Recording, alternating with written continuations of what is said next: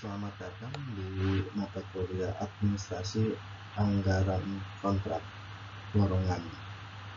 Kita masuk pada bab 5, yaitu dokumen kontrak proyek konstruksi.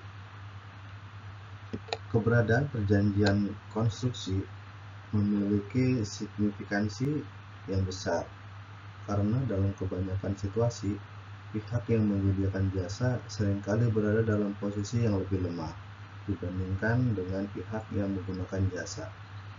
Pihak yang menggunakan jasa cenderung memiliki dominasi yang lebih tinggi dibandingkan dengan pihak penyedia jasa. Dalam konteks ini, penyedia jasa seringkali diharuskan untuk mematuhi rancangan kontrak yang disusun oleh pihak yang menggunakan jasa. Karena pihak yang menggunakan jasa selalu menempatkan dirinya pada posisi yang lebih tinggi daripada penyedia jasa. Nazarkan Yassin 2014. Kontrak konstruksi merupakan dokumen yang memiliki peran sentral dalam suatu proyek, di mana semua aspek terkait hak, kewajiban, dan pembagian risiko dijelaskan secara rinci. Oleh karena itu, kontrak menjadi landasan bagi pelaksanaan semua tahapan kegiatan konstruksi, mulai dari perancangan hingga pengawasan. Kepentingan kontrak dalam konteks jasa konstruksi membuatnya menjadi elemen kunci dan penyebab kerugian terbesar dalam sebuah proyek. Oleh karena itu, pemahaman yang mendalam terhadap kontrak menjadi suatu keharusan bagi tim proyek agar dapat mengatasi semua permasalahan dan risiko yang mungkin muncul, serta memastikan bahwa penyelesaiannya sesuai dengan kapabilitas masing-masing pihak yang terlibat. Menurut Profesor Hikmahanto Juwana, kontrak kerja konstruksi dapat dianggap sebagai suatu perjanjian bisnis yang terdokumentasi secara tertulis, di mana substansi yang disetujui oleh pihak-pihak yang terlibat mencakup tindakan-tindakan yang memiliki unsur bisnis. Bisnis di sini merujuk pada kegiatan yang memiliki dimensi komersial. Oleh karena itu, kontrak kerja konstruksi yang juga dianggap sebagai kontrak bisnis merupakan perjanjian tertulis antara dua pihak atau lebih yang memiliki nilai komersial. Hikmahanto Juwana 2001. Sekarang pengertian dokumen kontrak. Dokumen kontrak. Catatan kontrak pembangunan adalah rangkaian laporan tertulis yang membingkai pekerjaan, kewajiban, dan seluk-beluk pekerjaan yang terkandung dalam kontrak pembangunan, yang membatasi semua pertemuan yang disertakan. Secara umum, laporan kontrak pembangunan harus mencakup hal-hal berikut. Pertama, instrumen kesepakatan yang merinci seluruh dokumen yang termasuk dalam kontrak, termasuk klausal pelaksanaan.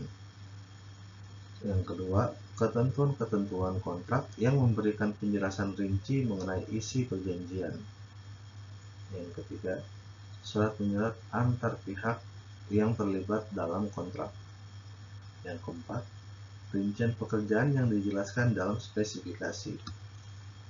Jenis-jenis atau komponen-komponen dalam dokumen kontrak adalah laporan kontrak mencakup bagian-bagian yang berbeda.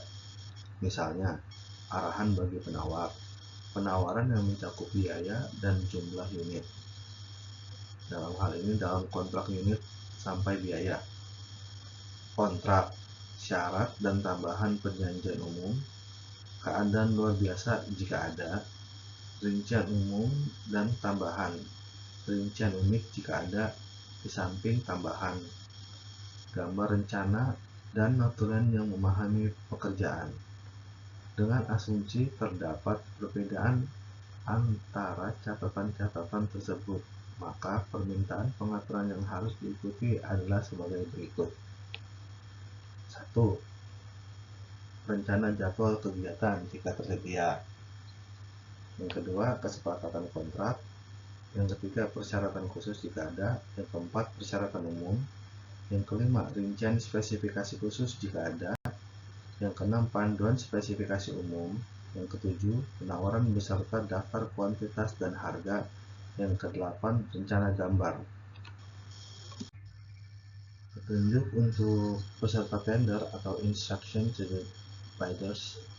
Hal utama ini berlaku selama interaksi rumit yang mencakup arahan bagi penawar.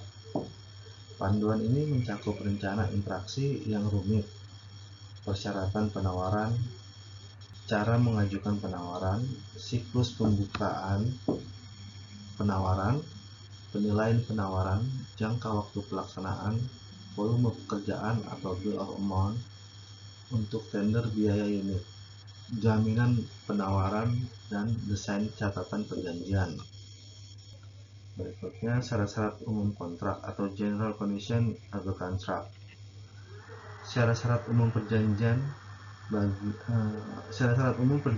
bagian langsung dari hubungan usaha antar perkumpulan yang berkaitan dengan perjanjian.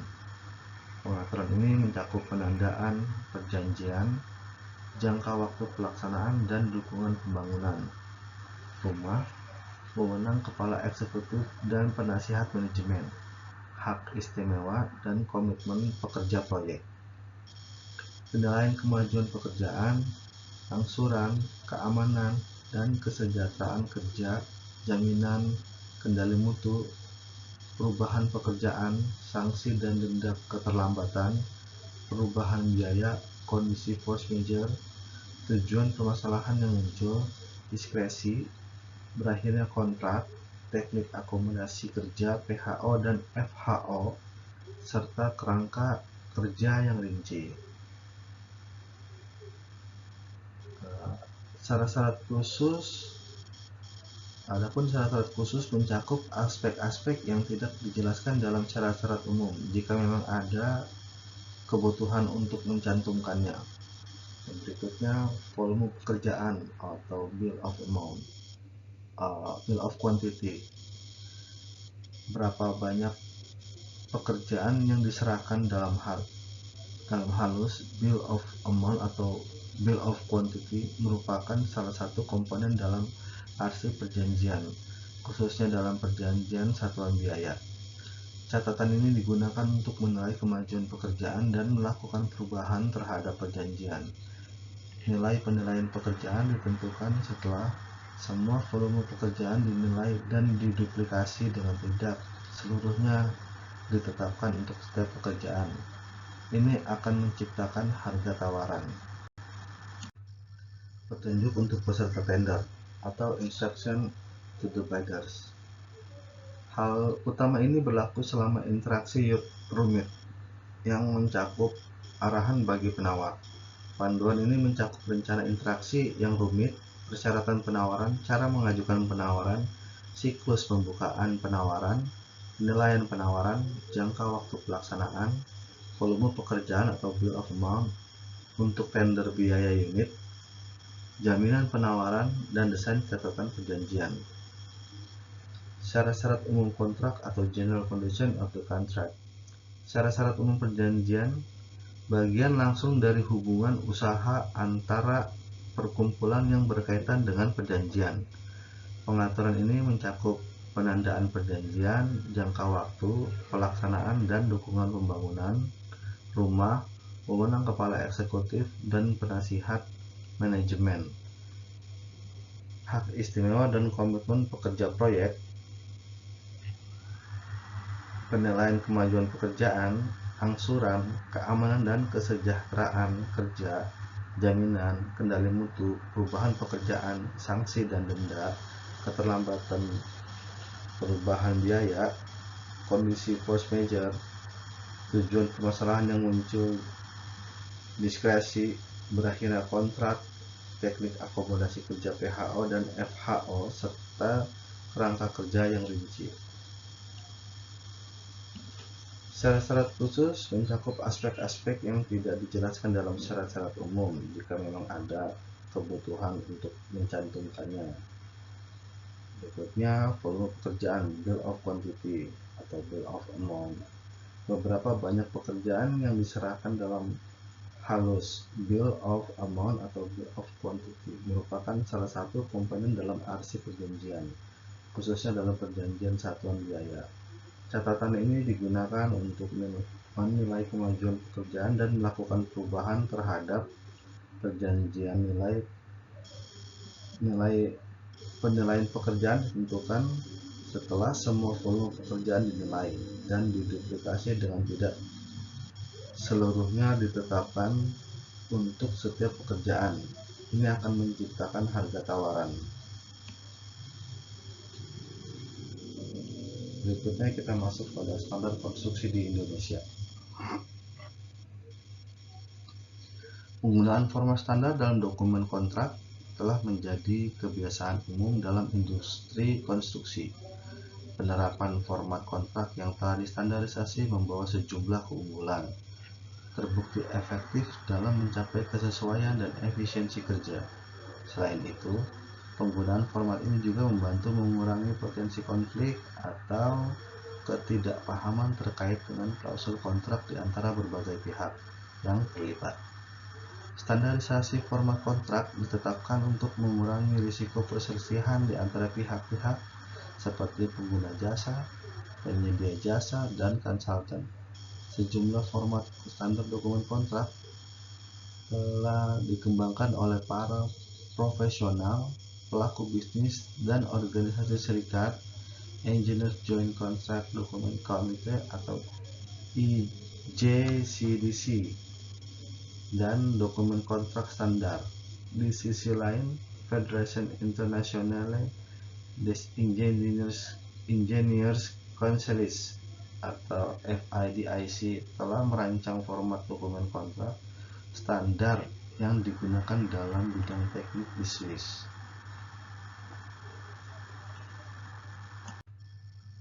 Konstruksi di Indonesia.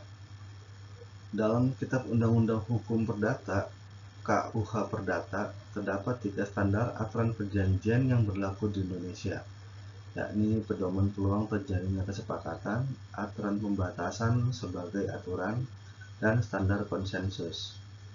Pedoman peluang kesepakatan yang disyaratkan dalam pasal 1338 Kitab Undang-Undang Hukum Umum menyatakan bahwa ada peluang untuk membuat kontrak sepanjang tidak mengabaikan peraturan, permintaan, dan kualitas yang mendalam. Secara historis, prinsip kebebasan berkontrak mencakup 5 jenis kebebasan, sebagaimana dijelaskan oleh Gunawan tahun 1987, yang melibatkan 1.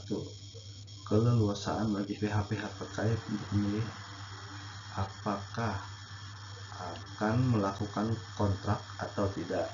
Nomor 2, keleluasaan bagi pihak-pihak untuk menetapkan dengan siapa mereka akan menjalin kontrak. Keleluasaan bagi pihak-pihak untuk menentukan jenis kontrak yang akan digunakan. 4, keleluasaan bagi pihak-pihak yang menentukan konten dari kontrak tersebut. Yang kelima, keleluasaan bagi pihak-pihak untuk menentukan metode pelaksanaan kontrak. Dalam praktek pelaksanaan kontrak konstruksi di Indonesia, biasanya penyedia jasa diwajibkan untuk mengikuti konsep atau rancangan kontrak yang telah disusun oleh pihak yang menggunakan jasa. Yasin tahun 2006. Hal ini berarti bahwa tidak hanya isi dan mekanisme penutupan kontrak yang telah sepenuhnya ditentukan oleh pihak yang menggunakan jasa, tetapi penyedia jasa juga kehilangan kemerdekaan untuk menentukan format, isi, dan cara penutupan kontrak. Prinsip keterikatan kontrak sebagaimana dijelaskan dalam pasal 1338 KUH Perdata menyatakan bahwa semua kontrak yang sah akan mengikat pihak-pihak yang terlibat sebagaimana diatur oleh undang-undang.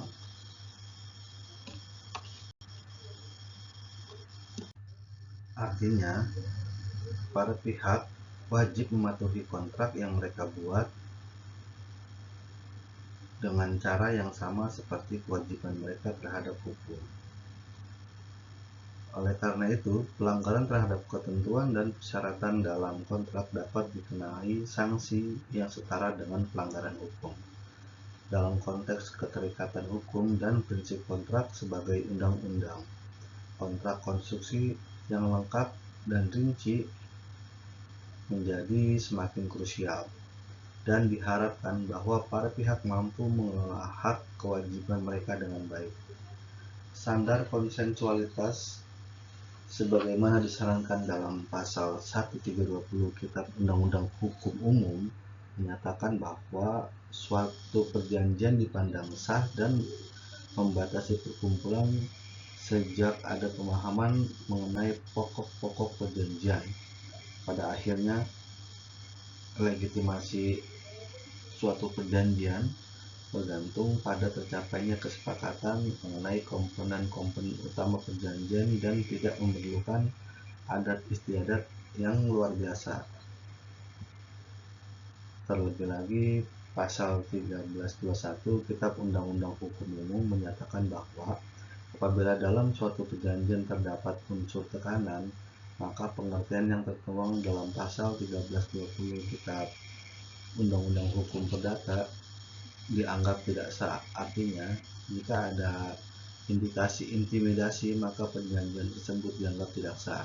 Gagasan tentang keterpaksaan digambarkan dalam pasal 1323 Kitab Undang-Undang Hukum Umum sebagai suatu kegiatan yang membuat pihak yang berjiwa sehat tidak diperbolehkan untuk mengambil keputusan begitu saja, dan menimbulkan kekhawatiran bahwa akan terjadi kerugian yang nyata.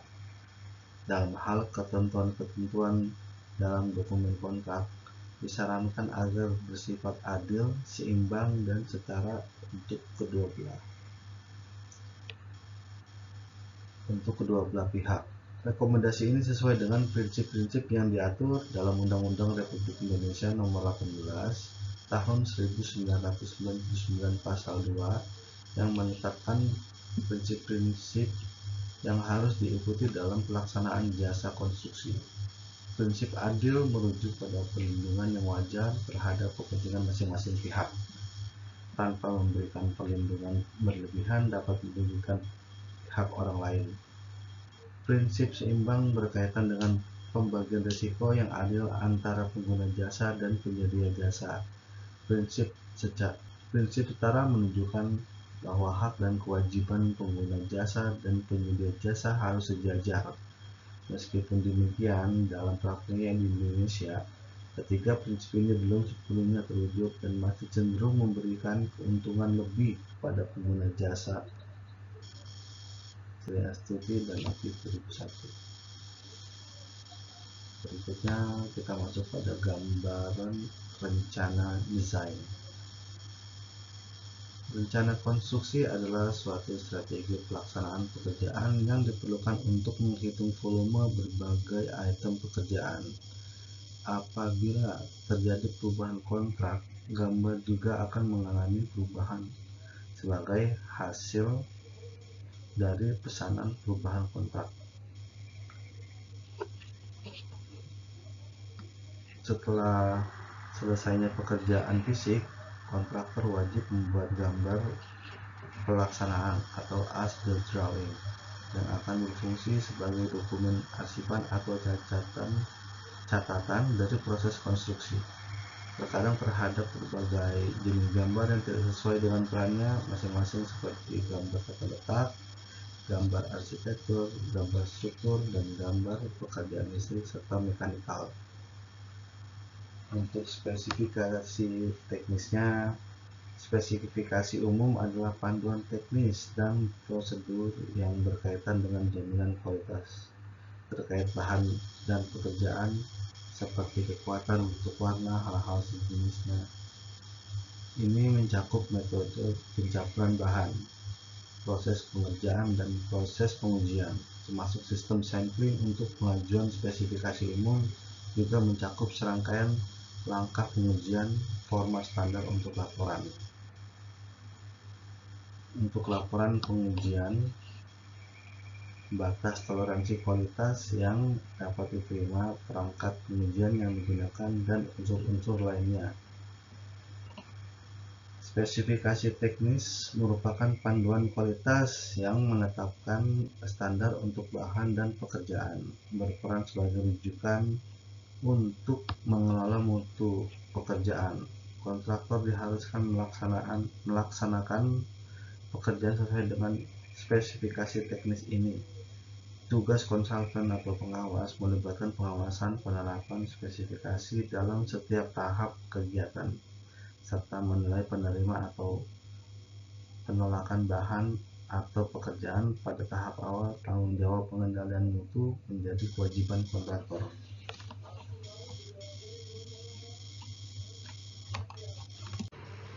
Kontraktor memiliki tanggung jawab dalam menjalankan kontrol mutu, bukan tugas dari konsultan pengawas.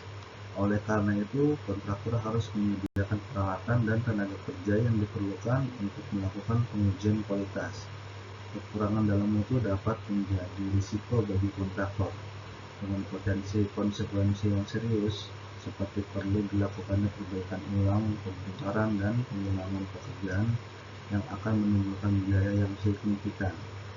Dalam sistem manajemennya, kontraktor harus mengalokasikan biaya yang wajar untuk pengendalian dan kontrol, karena ketidakpatuhan dapat menghasilkan biaya kegagalan yang lebih tinggi. Rincian khusus ini bertindak sebagai aturan kualitas. Jika ada standar mutu yang diberikan secara luas, maka rincian khusus akan mengacu pada norma umum tersebut, tanpa mengharapkan adanya tambahan makna dalam laporan penetapan kesepakatan umum. Misalnya saja seperti pedoman substansial Indonesia atau PBI dan semacamnya. Rincian ini umumnya berasal dari konsekuensi pemeriksaan logis dan pendahuluan yang telah terbukti tepat dan dipandang sebagai metodologi yang paling praktis. Pemeriksaan ini biasanya dilakukan oleh negara-negara maju dan dapat dimanfaatkan oleh negara non-industri. Untuk proyek dengan volume besar dan atribut yang seragam namun membosankan, misalnya pembangunan jalan dan saluran, disarankan bagi pekerja untuk disewa untuk membuat rencana campuran untuk setiap jenis dan sifat bahan yang digunakan, dengan tujuan penuh untuk mengumpulkan kualitas yang telah ditentukan sebelumnya. Detail proses konfigurasi campuran meliputi pemanfaatan contoh material yang dicoba dengan varietas campuran yang berbeda, kemudian dicoba di pusat penelitian untuk menilai kualitas yang dapat dicapai oleh setiap rencana campuran. Rencana campuran yang memenuhi persyaratan kualitas baru dilaksanakan di lapangan. Secara umum, di lapangan, uji perkembangan dilakukan berdasarkan rencana perpaduan, misalnya untuk lapisan dasar dan lapisan atas jalan, serta sehubungan dengan pekerjaan tanggul atau tepian yang memerlukan tingkat ketebalan terhadap interaksi pengembangan, termasuk strategi pemadatan. Dengan menyebutkan fakta objektif ini, dapat diketahui dengan baik jumlah lintasan roller jalan yang diharapkan mencapai ketebalan sesuai kebutuhan detail. Tes pengembangan ini membantu pekerjaan dengan pengendalian kualitas pekerjaan berikutnya dan memberikan data tentang efisiensi kerja.